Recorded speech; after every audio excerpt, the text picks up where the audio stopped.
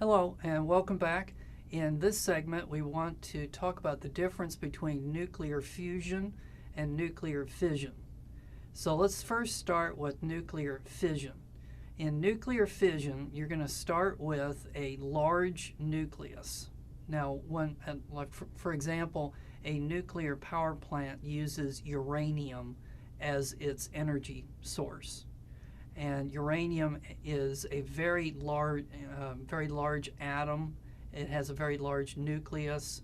So if you go to the periodic table and you look up uranium, you'll see that it has a very large atomic mass, which we said was related to the number of protons and neutrons that were inside of its nucleus. So in nuclear fission, you start with one of these large nucleuses, and then it breaks apart into two smaller nucleuses or nuclei. And in the process, that also releases energy. And we'll talk more about that in just a few moments. Okay, in the other way of generating energy through nuclear processes is nuclear fusion. So in nuclear fusion, you're fusing something.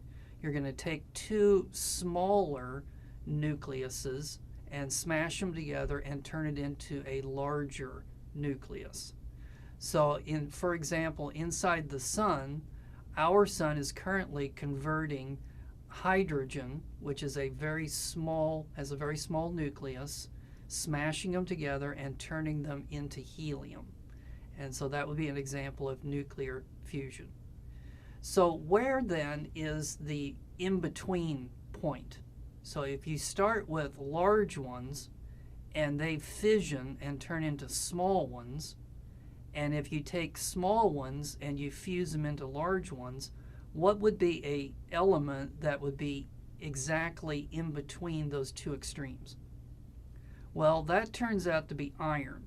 So if you look up iron on the periodic table, you'll notice that it has an atomic mass which is larger than hydrogen, which fuses, but yet it has a smaller atomic mass than what uranium is, which undergoes fission.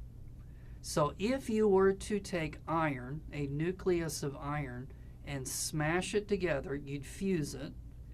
It does not release any energy.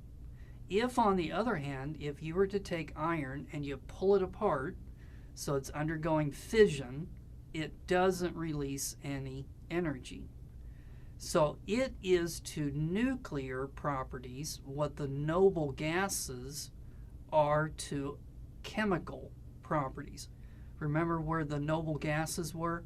They were to the far right of the periodic table, and so that was helium, and then the other noble gases, neon, krypton.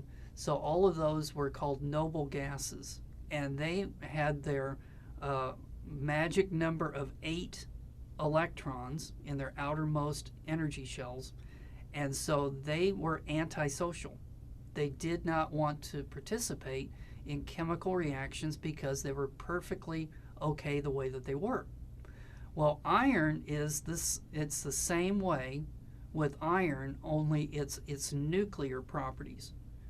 Iron does not want to undergo nuclear fission, and it doesn't want to undergo nuclear fusion. And we're going to find out that that's going to be very important whenever we start talking about stars, because if a star begins to manufacture iron, then that means its days are numbered and it's going to explode as a supernova. And so we'll talk about all of that later. Okay, in our next segment, we're going to talk about nuclear chemistry.